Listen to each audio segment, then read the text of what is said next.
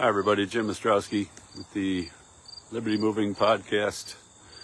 So yesterday I announced my shadow candidacy for president, and today I want to talk about day one because some of the candidates have been asked what they're going to do day one.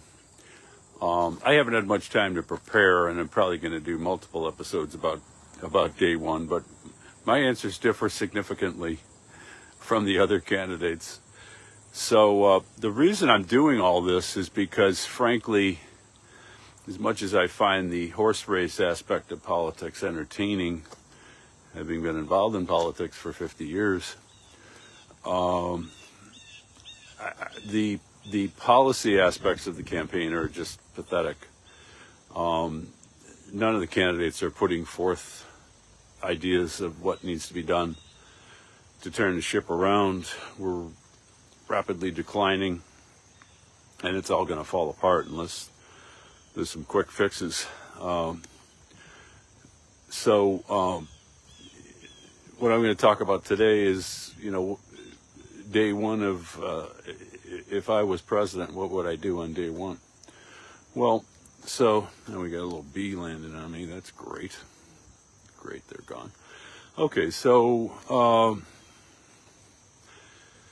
I'll forget all jokes about calling in sick and so on, but no, I'd show up. Too much good can be done, actually, even in the Oval Office. So, what is the biggest potential problem facing the country? Well, it's not balancing the budget, as the Libertarian candidate said, or I think Kamala babbled something about, oh, we're going to help the middle class. Come on, give me a break. No, you're not.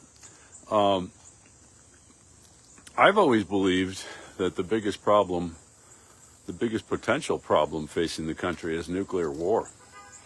So the first thing I would do is cut off all funding to the Ukraine, because we're fighting in sort of an illegal, undeclared war. Nobody declares war anymore because the Constitution doesn't mean anything in the era of progressivism. The Constitution of progressivism is the Constitution of progressives is progressivism, which is whatever they want to do to pretend that they're solving human problems so that they can all feel good and satisfy their special interest masters and donors. Progressivism has a dark side and a not so dark side. The sort of honest progressives just mistakenly believe that the government's going to fix all of our problems, but there's always a sinister side, because that belief creates a situation where there's a tremendous amount of government power over the economy, and there's plenty of money to be made, and that's all documented in my book, Progressivism: A Primer. So, to me, the number one job of the U.S. president is not to get into a war with Russia. Why? Because Russia is the only country that could unequivocally destroy the United States in less than a day. I don't think China can do it. China could do a lot of damage, but I think Russia's the number one priority. And we don't appear to be en route to a war with China. Anyway, but we're involved in this very dangerous war. I heard Jeffrey Sachs talk about it. He's very concerned, very knowledgeable scholar on these issues. So the first thing I would do is get disentangled from the mess in Ukraine. And that war wasn't started by Putin. That war was started by the Obama administration when they launched a coup in 2014. And it's been going on ever since. And so I would get the hell out of that. I would stop the funding. Now, there may be some legal issues there if funding has been passed by Congress. But whatever, I'm not going to concern myself with the legalities. Whatever the legalities are, I'm just giving you my platform. If that would take a bill, the president has tremendous discretion over spending. Tremendous discretion over foreign policy and war. So I would exercise all those prerogatives, and if it required a change of legislation, I would submit that, and I'd argue for it, and I'd lobby for it, and so on. Those are all technicalities. I'm not going to get into that. I'm not going to, I'm not going to piss on the legalities, but I'll take them into account. But as far as what the goal is, that's really kind of doesn't have anything to do with the technicalities. So I'm just going to leave the technicalities aside, generally speaking. So what else can we do to reduce the risk of nuclear war? Well, obviously, the whole problem in the Ukraine and Russia is that we're involved in NATO. There's no reason for us to be involved in NATO. NATO was an outgrowth of World War II. World War II is over. My father's going to be 100 years old next year if he had lived. He was one of the youngest people in World War II. It was a long time ago. And so we have to disentangle from Europe. The British basically conned us into 2 world wars. Churchill was involved in both of them. This came up on a podcast yesterday. I can't remember which one. But I was familiar with that anyway. So those countries are just going to have to defend themselves. Those countries are just going to have to get along with each other, or figure out how to get along with each other without our money and without our American boys going over there littering their cemeteries. I mean that metaphorically, of course, but populating their cemeteries. Let me amend that comment. Not the right comment. So, actually, the interesting thing in World War II, they used to have these things called litter bearers, and my father was one. Interesting terminology. It was basically a stretcher. So, get out of NATO. That will calm down relationship with Russia. We have no particular conflict with Russia unless, well, I mean, let's be honest, the main reason why Russia is a villain is that Russia is aligned with Syria is aligned with Iran, and Israel views Iran as their main threat. So I think we need to stop having our foreign policy dictated by Israel. And on this, Trump is correct that it should be an America first foreign policy. I think that's just obvious. So get out of NATO. Here's another reason, and I have more to talk about on nuclear war. So look, folks, this is all day one stuff. This is pretty much off the top of my head. Imagine if I actually was a candidate like the other people. And that's why their policy material and responses is so disappointing. They've actually been, you have to be planning to run for president for years. And you would think you would have all this stuff. But I'm ready to roll this stuff out. It's pretty much off the top of my head. A fairly detailed plan to reduce the risk of nuclear war. 1, get out of Ukraine, Russia. 2, get out of NATO. But let me asterisk, add a little asterisk to getting out of NATO. There's another reason for getting out of NATO. I just got something from the Supreme Court of Massachusetts where I did an amicus curiae brief. Interesting.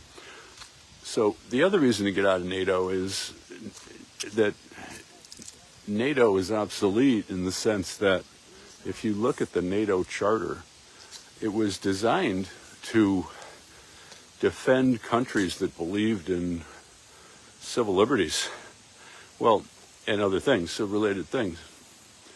Democracy, sure. But guess what, folks? I mean, most of the countries there's really no country in the world. I had this debate on TikTok. My contention is that the United States is the only country with a First Amendment. And even here, the First Amendment is pissed on and violated a lot. But in principle, it's there. And it's, it's significantly protected. It's not protected enough. In fact, I'm going to talk about that a little bit today. But look, the government of England, I pointed this out a week ago. I'm absolutely astonished that the Trump campaign did not respond to this. This is like, they apparently don't have a rapid response team, which is like the first thing you do when you run a campaign. You have to have a rapid response team. This is low-hanging fruit. They could have just scored huge points with this, but UK is threatening, officials there are threatening to arrest Americans for posting on social media about the anti-immigration protests in the UK. So it's like, again, little advertisement. I've been sticking these little advertisements in the podcast. This is the smallest audience, but the highest IQ podcast, and the content's entirely original. And what you get here is, you get analysis and commentary that you don't get anywhere else. Have you heard anybody on the web, TV, newspapers talk about how the UK is violating the NATO Charter by threatening to arrest Americans? You don't get that stuff anywhere else. So, like, share, and again, as I said the other day, I'll just keep repeating it in my little commercial. Most of the stuff that I'm talking about, I've written a book about. I've written 13 books or monographs. There's hardly any topic that I haven't written about. So I'm not just blowing smoke or bloviating. I've actually studied these issues in great detail and thought about these issues in great detail, and for a really long time. I've been a libertarian for like 43 years, and I was heavily active in politics for 5 years before that, going back to my teenage years. You haven't heard anybody point out that UK is violating the NATO treaty, and that and that we should withdraw from that treaty. So day one, I would give notice that we're withdrawing from the NATO treaty. Whatever the legalities are, I'd follow all the legalities. But generally speaking, and I did study international law in school. I was on the moot court team for the school, competing against other law schools. Did quite well in that competition. So there's always a way to get out of a treaty. So we need to get out of the NATO treaty. So what else? And keep in mind, I've been talking for 10 minutes, and I'm not done with nuclear weapons. I'm not done remotely. I don't know. The U.S. has 3,000 nukes, and what's the purpose of these nukes? Again, you won't hear this. I don't think you'll hear this anywhere else. Has anybody else noticed that nuclear weapons are obsolete? I mean, forget about the morality of a city killer. Forget about the moral issues involved in wiping out a city and killing innocent people, like Harry Truman did. Harry Truman lied about it. He said he had attacked a military base when he dropped the bomb on Hiroshima. They're obsolete. They're what we call, or I call, dumb bombs. I guess nobody else calls them that. They're dumb bombs. Well, what's a dumb bomb? A dumb bomb is the opposite of a smart bomb. Now, 30 years ago, Bill Clinton's administration era, people used to joke, brag about, whatever, point out that, we could send a missile through a certain window in an office building. Well, that was 30 years ago. And now the technology is much improved, much more accurate. I'm sure the federal government could take me out right now with a drone or an airstrike or something like that. So here's my point. You don't have to kill a city anymore. It's really stupid. And it is immoral. It's totally barbaric and wrong. About the worst thing you could possibly do as a human being. We don't need them anymore. They're not useful. And what are you going to do? We were in the Vietnam War. We didn't use them. We've been in all sorts of wars. We haven't used them. Russia's in a war now with Ukraine, and Ukraine actually had the balls to invade Russia, and Russia hasn't nuked them. Nobody wants to use these things, and they're not useful, and they're wrong, and we need to get rid of them. So First day, I would order the Army to give me a detailed report. Let's start with the biggest ones, the city killers. There's no reason for those. You could maybe make an argument in a wild scenario. You're about to lose a war on your own soil, and this is all the only thing you got is a battlefield nuke. I'm not going to get into that, but I'm just saying, look, let's get rid of the city killers. So that would be the first day of my administration. Reduce the risk of nuclear war by pulling out of Ukraine. Stop subsidizing that slaughter of Ukrainians and Russians too. And making the defense contractors wealthy. Get out of NATO and start to get rid of the nuclear arsenal. Oh, yeah, sure. You're going to negotiate and say, look, China, look, Russia, let's get rid of the city killers. Can we all do that? Whatever. Sure, you're going to negotiate it, but I'm just telling you what I would do on day one. We got to get rid of these things. As I said in the book, the most likely use of a nuclear war is against a nuclear bomb is against Americans during a civil war. I'm not going to explain that logic, but if you think about it, I think you'll agree that I'm right. So, what else are we doing on day one? We've already struck a blow for the First Amendment by getting out of NATO and repudiating that treaty because of the UK's violation of the First Amendment of free speech. Get a bunch of deer on the trail. Let's free all the political prisoners. And I'd start with Trump. I'd pardon Trump for these the federal charges that really are all retaliation against free speech. Some of them actually make free speech a crime. And in this revised indictment that the goofball Jack Smith just filed, he kept in there the conversation with Pence. Now, did Pence have the legal right to, do whatever the Trump people want him to do, stop the vote, not count the vote? I don't know. This is kind of a strained argument, I think. But people come to lawyers and expect us to have a clear answer. There's actually no clear answer to that. But in any event, even if it's a bad argument, so Trump made a bad legal argument to Pence to not count the votes, pending further investigation. It wasn't like, he's just going to count the votes and cancel the election. No, they wanted more time to investigate the improprieties. And they're charging him with a crime. So that's all. Those are political crimes, thought crimes. He's a political prisoner in the sense that his liberty is being restrained. He's not in jail, but his liberty is being restrained. He has to go to court, report to the court, blah, blah, blah, blah, blah, blah, blah, blah, blah, and he's facing a jail sentence. So I'd free all the political prisoners, Snowden and Albrecht and the Australian guy. I can't remember the guy's name. The guy they kept in prison in England for like 5 years. I just can't think. You know who I'm talking about, the guy with the gray hair, Australian guy. But I guess he's out, but I'd pardon him, whatever he pled guilty to, I'd pardon that. So get rid of the political prisoners, vindicate the First Amendment. Think of what else, other ideas I had written down. A couple more ideas, and then we'll just... obviously, we're going to get rid of foreign aid.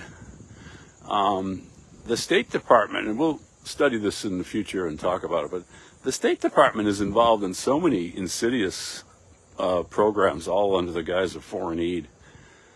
They apparently were heavily involved in encouraging Brazil to censor social media. So, we're giving Brazil, I think it's $200 billion a year, and this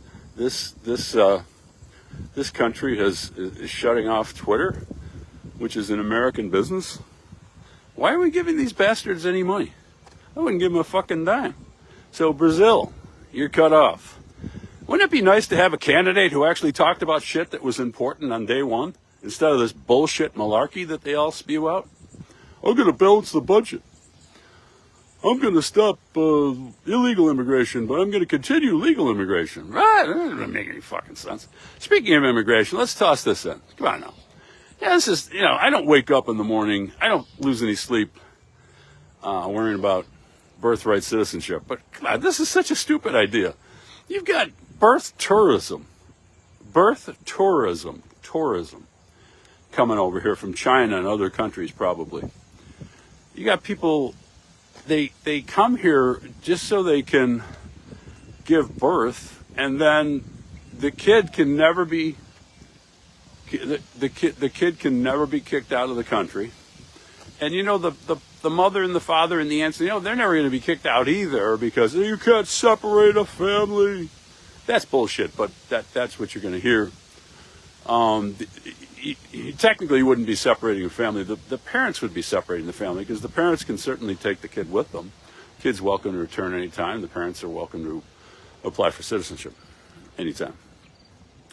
So I'd say, look, I could probably draft an amendment. Most countries in the world have some sort of a system where if one of your parents is a citizen and you're born, you have the right to same citizenship. Something like that isn't easy to game.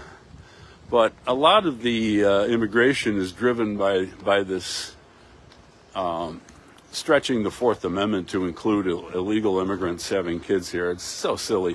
But probably it would require a constitutional amendment, but it doesn't matter. I mean, I'd draft one. I could probably draft one up in an hour, but I'd have the lawyers do it, because I'd rather go out to lunch. Have the lawyers do it. They got to do something with their pay. A couple other points, and then we'll close it out, because I'm running out. I never run out of anything to say. I just run out of park space. So then I hit hurdle, and it's too noisy, because I can't stand noise. I'm autistic in that regard. A couple other things. Yeah, how you doing? Bring the troops home. Come on. World War II's over. Bring the troops home from North Korea. South Korea, you're on your own. Good luck. We got troops in Japan. Give me a break. Give me a break. I mean, people talk about how peaceful Japan is. No guns over there. Well, let's see how peaceful it is going to be when it's no longer a U.S. protectorate. I'm sure they'll do fine. I'm not worried about it. But before the U.S. troops got in there, it's a pretty violent place. The rape, the rape of the South Koreans, the so-called comfort girls, ladies. Some of them were girls, actually. Get the troops out. Get the troops out of Germany. Germany's a fourth leading economy on the face of the earth. Germans have been known to have a little bit of skill in war. Just watched Napoleon the other day. Get the troops out. Bring the troops home. This is my day one. Stuff that Ron Paul talked about too. That's all to the good. All to the good. And then one final point, and I'll close. This is my day. I have more day one stuff. It's just that this is the stuff I wrote down on my business card. But I think we can all agree that my stuff's better than the other candidates, because it's all mostly blather and bullshit from all the candidates, frankly. Balance the budget. Okay, great. That's why I've been sacrificing my life for the liberty movement for 43 fucking years. No, to balance the federal budget? No, that's not why I'm a libertarian. So, as far as bringing the troops home, we still have troops in the Middle East. It's bizarre. Trump made a half-hearted effort to tell his generals to get the troops out. I would have flown over there and gone to the bases. Said, okay, boys, we're packing up. Appreciate your service. You're going to love us, going back to the U.S. and seeing your wives and girlfriends. We got to get the hell out of the Middle East. We've got about 2 minutes to explain why, because I'm running out of park space. So, been involved in the Middle East since that disastrous World War I, which really fucked civilization hard. Woodrow Wilson. And all of a sudden, the Ottoman Empire is not there anymore, and it's controlled by England and France, and to a lesser extent, the United States. And they carved up the map. They made all these fake artificial countries. And guess what, folks? They've been at war ever since over there. And then FDR made a deal with the Saudis in '43. We get all the oil and we'll protect your repressive regime. To me, the Saudis are the worst regime on earth. They're arguably worse than North Korea because the Saudis get involved in foreign crap. In North Korea, largely, they throw a nuke, they throw a cruise missile over Japan every once in a while for fun. But the Saudis, I mean, the United States props up one of the most evil regimes in the world, Saudi Arabia, for oil. We don't need that. We can buy the fucking oil at your local gas station. Well, they're going to boycott. No, they're not. What are they going to do with the oil? They're going to burn it, eat it, drink it? No, they're going to sell it. Well, they won't sell it to us. They'll sell it to China. And China's reduced demand for oil from non-Saudi sources will reduce the global price. Besides, we have a shitload of oil. I mean, Trump's right about that. We have all sorts of oil here. So get out of the Middle East. Our intervention in the Middle East has been a disaster, culminating in what's going on with Gaza right now. I haven't said a lot about it. I think it's horrible. It's terrible. We have to withdraw all the foreign aid. We have troops over there. We have some sort of a pier we built, which is going to make bringing U.S. troops into that mess a lot easier. I just heard Professor Mearsheimer the other day. Nationalism is the strongest force in global politics, and we can't overcome it. We shouldn't get in the way. We should get the fuck out of the Middle East. We've been involved in it since 48, when Truman recognized Israel after his Secretary of State told him not to, but his buddy told him that we should. Okay, great. Yeah, Harry was a real piece of work. So that's part of what I would do on day one. I think you'll agree that it's way more interesting and important than the other three, my three opponents in this shadow campaign for the presidency. And yes, I am old enough. I am over 35 years old, and I was born in Buffalo. You won't have to wonder where I was born. Pretty easy to find. Born at Sisters Hospital, 1957, Buffalo, New York. See y'all soon. Back to the day job. I had to do this because I'm formatting a record on appeal. It's driving me fucking crazy. So back to work, though. Had some fun. Blew off a little steam here today. Have a good day, everybody.